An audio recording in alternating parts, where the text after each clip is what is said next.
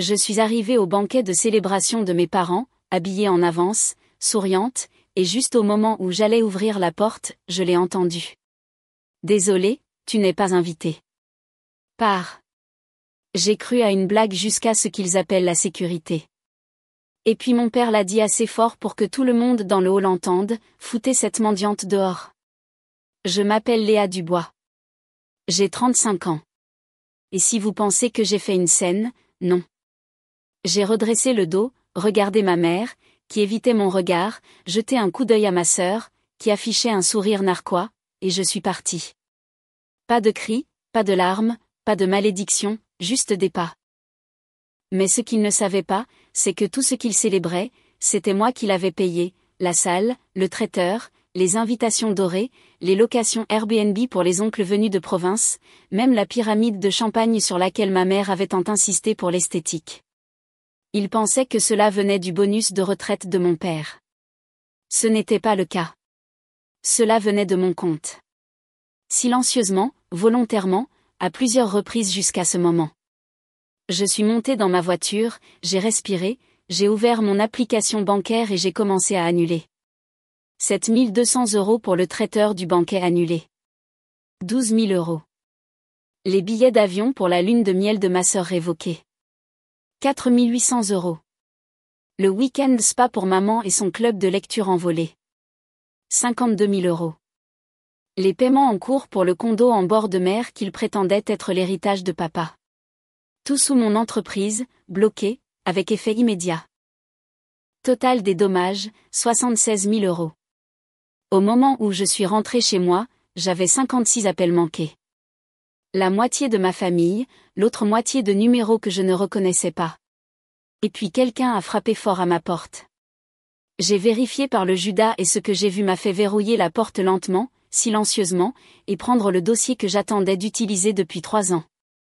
Devant ma porte se tenait le mari de ma sœur, le visage rouge, décoiffé, serrant son téléphone comme une grenade dont la goupille était à moitié retirée. « Tu dois arranger ça », a-t-il aboyé sans même un bonjour. Ils viennent d'annuler la nourriture du banquet. L'hôtel ne libérera pas les chambres et mes billets de lune de miel ont été annulés en plein enregistrement. Je me suis appuyée contre l'encadrement de la porte. Étrange. On dirait que quelqu'un n'a pas vérifié qui était réellement le propriétaire de ces paiements. Il a cligné des yeux. « Tu as fait ça parce qu'ils t'ont mise dehors ?» « Non, ai-je dit. J'ai fait ça parce qu'ils ont oublié la seule règle quand on mord la main qui vous nourrit, assurez-vous que la main ne tienne pas les reçus. » Il a jeté un coup d'œil derrière moi, essayant de voir à l'intérieur. Peut-être pour vérifier si nos parents étaient là. Peut-être pour apercevoir du regret. Mais le regret ne vivait pas ici. J'ai brandi le dossier, épais, bien rangé, avec des codes couleurs à l'intérieur. Des contrats signés avec mon entreprise en tant que sponsor financier, des clauses d'annulation avec mon nom comme seule autorité, des annulations de paiement traitées dans l'heure de leur trahison. Je les ai prévenus il y a 3 ans, ai-je dit. Je leur ai dit que s'ils me traitaient comme une banque, je commencerais à agir comme une banquière. Tu punis toute la famille. J'ai souri. Non, je protège mon investissement et je réduis mes pertes. Il a haussé la voix. Ce sont tes parents. Ils m'ont traité de mendiante. Il n'a pas eu de réponse à cela. Il s'est juste retourné, marmonnant quelque chose à propos d'avocat et de porter l'affaire plus haut. Mais voici le problème. Vous ne pouvez pas grimper plus haut que la personne qui détient le grand livre, les contrats et le disque de sauvegarde. Il est parti et j'ai fermé la porte, puis je me suis dirigée vers mon bureau, j'ai posé le dossier et j'en ai ouvert un nouveau. Intitulé « Audit d'héritage phase 2 ». Le matin, j'avais des emails, 32 pour être exact, certains polis, d'autres menaçants, tous paniqués. Ma mère a dit, nous ne pensions pas ce que nous avons dit. Les émotions étaient fortes. Pouvons-nous parler ? Mon père n'a rien dit, juste une facture transférée de la salle, maintenant impayée et exigeant une restitution. Mais ma préférée venait du fil de discussion familiale auquel je n'avais pas été ajoutée depuis des années. Une capture d'écran envoyée par mon cousin, Léa a toujours été sensible. Elle reviendra en rampant. Elle le fait toujours. J'ai ri, puis j'ai répondu à tout le groupe, Juste un rappel, je possède l'espace de ramassage et les serrures ont été changées. Pas de réponse. Mais plus tard dans l'après-midi, j'ai reçu un message inattendu de l'expert comptable de mes parents. Il m'a demandé si j'avais le temps de discuter de certaines irrégularités. Il a dit qu'il avait remarqué que les paiements de leur condo en bord de mer ne provenaient pas de leur fiducie, mais d'une entreprise qu'il n'avait jamais vue auparavant. La mienne ? J'ai confirmé. Puis j'ai posé une question que j'attendais de dire à haute voix depuis 3 ans, ont-ils déclaré ce condo comme leur actif dans leurs déclarations annuelles ? Silence. Puis ils ont affirmé que c'était un don d'héritage d'un investisseur familial privé. Aucune documentation. Donc non seulement ils avaient menti, mais ils l'avaient caché.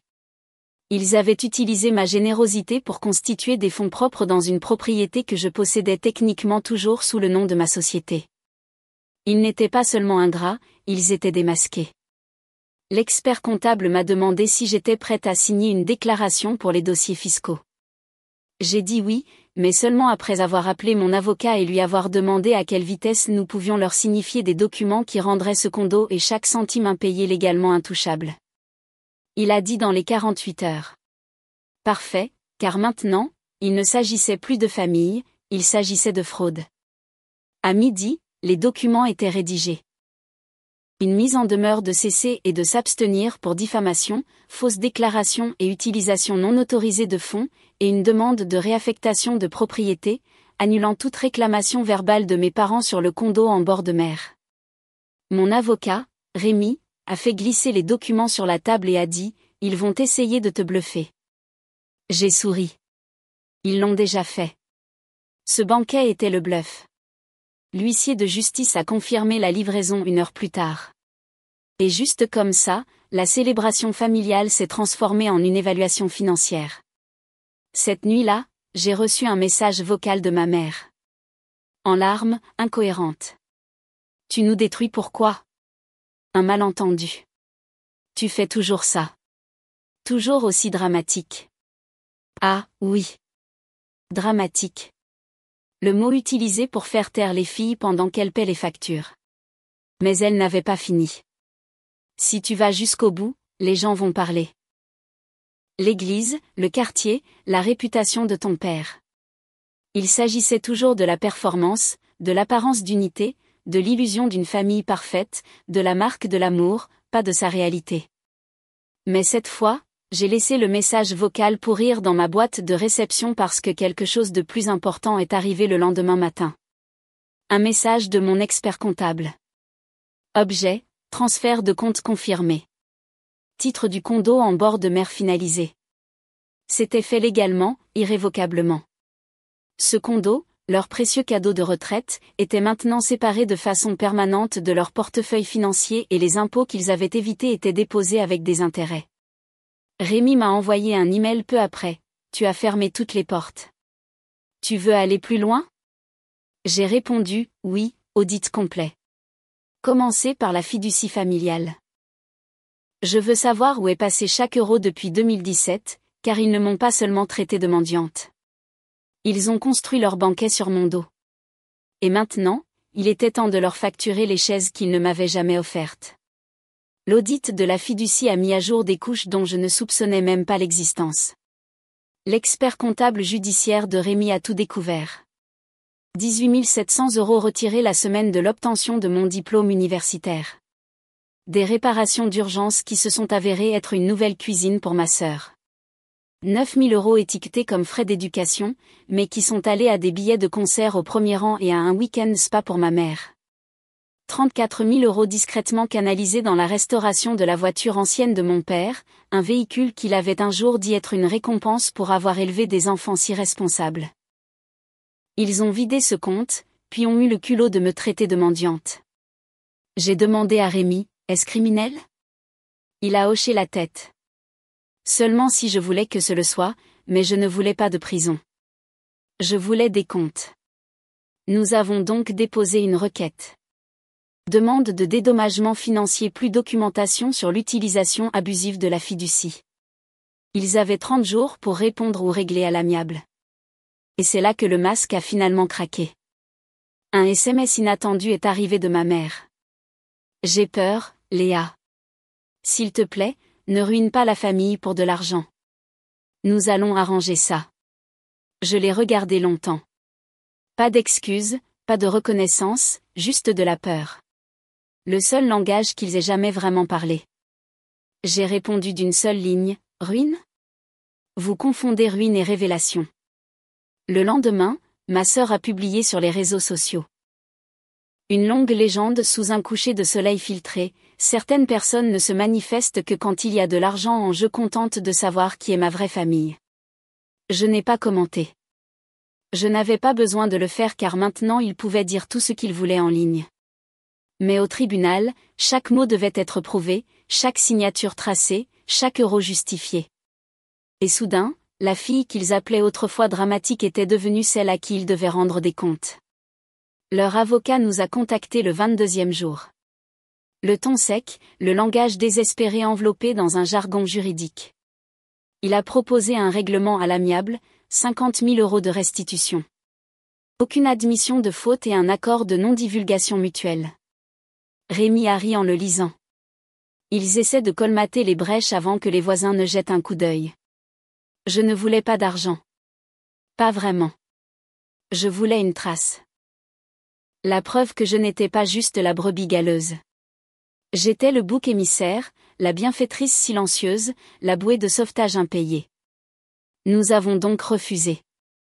Le 25e jour, mon père a rompu son silence. Il est venu à mon bureau, celui qu'ils appelaient autrefois, ton petit à côté, et a demandé à parler. Je ne me suis pas levée. Il se tenait dans l'embrasure de la porte, chapeau à la main, la fierté s'accrochant à peine à ses épaules. Tu as fait valoir ton point, a-t-il dit. Mais tu es sur le point de nous ruiner. Es-tu fier de ça? Je l'ai regardé, lui, l'homme qui avait un jour dit à une salle pleine d'invités que ma sœur était la vraie réussite, et j'ai dit calmement, non, je ne suis pas fier. Je suis fatigué. Fatigué de financer votre vie tout en étant rayé de votre héritage. Il a essayé de parler. J'ai levé la main. Vous m'avez tous traité de mendiante. Alors j'ai arrêté de donner. Et soudain, tout le monde s'est souvenu de ce que je valais. Il ne s'est pas excusé. Il n'a pas pleuré. Il a juste laissé un chèque plié sur mon bureau. Blanc. Signé. Je le lui ai rendu. Il ne s'agissait jamais de votre argent, ai-je dit. Il s'agissait du mien. Quand il est parti, j'ai ouvert ma boîte de réception. Un message du système judiciaire. Fraude à la répartition de la fiducie. Audience préliminaire prévue. La date était fixée. Et cette fois, il devrait se présenter, non pas pour célébrer, mais pour répondre. La date de l'audience s'est répandue dans la famille comme une fuite. Silencieuse au début, puis inondant chaque groupe de discussion dans lequel je n'étais plus. Ils ne pensaient pas que j'irais vraiment jusqu'au bout. Ils ne le font jamais. Ils s'attendent au silence. Ils s'attendent à la honte. Ils s'attendent à ce que celui qu'ils ont écarté maintienne la paix pendant qu'ils festoient. Mais cette fois, je n'étais pas laide. J'étais le témoin. Rémi et moi avons tout préparé. Chronologie, relevé de compte, capture d'écran de messages où on m'avait demandé de les dépanner, juste cette fois. Toutes les dettes invisibles rendues visibles. La nuit précédant l'audience, ma sœur m'a envoyé un message pour la première fois depuis le banquet. Si tu vas jusqu'au bout, je jure que je ne te pardonnerai jamais. Pas d'excuses. Pas de déni, juste un avertissement. Comme si ma paix nécessitait sa permission. Je n'ai pas répondu car certaines personnes ne veulent pas de réconciliation. Elles veulent le rétablissement de la version de vous qui restait silencieuse. La salle d'audience était stérile. Mes parents étaient assis de l'autre côté de l'allée, le dos raide et un avocat qui n'arrêtait pas de regarder sa montre. La juge a posé des questions simples. Rémi y a répondu avec des chiffres. Il a projeté des graphiques sur un écran. Il a démontré comment les paiements du condo provenaient de mon entreprise.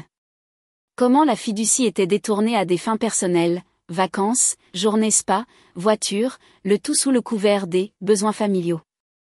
L'avocat de mes parents s'est objecté, a réclamé des « arrangements informels ».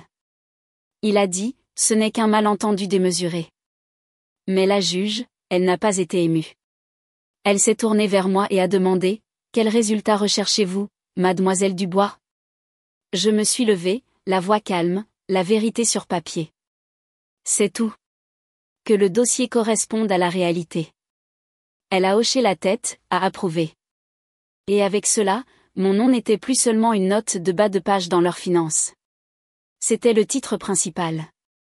Et pour une fois, la salle est devenue silencieuse sans que personne n'ait besoin de me faire sortir. Ils ne m'ont pas parlé après l'audience. Pas d'appel, pas de lettre. Non, nous ne le pensions pas. Juste le silence. Le genre de silence qui vient quand une performance se termine et que les lumières s'éteignent. Le jugement n'était pas criminel. Ce n'était pas des menottes ou des gros titres, mais c'était contraignant. Le tribunal a ordonné la restitution des fonds mal utilisés, non pas à moi, mais à la fiducie où ils appartenaient.